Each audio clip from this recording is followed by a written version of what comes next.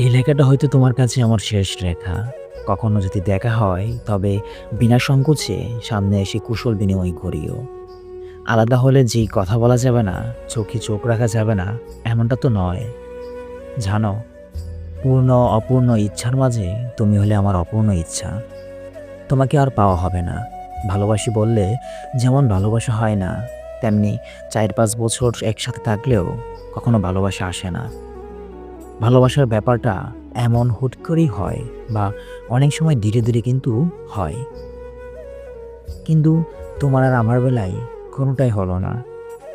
আমার অনেক সময় কিছু পাওয়ার জন্য মরিয়া হয়ে উঠি, কিন্তু এটাও ভাবি না ওই জিনিসটা আমার হলে আমার কাছেই থাকবে। ঠিক তুমিও আমার হলে আজ আমরা একসাথেই থাকতাম। একটা সময় আমিও অন্য কারো হয়ে যাব।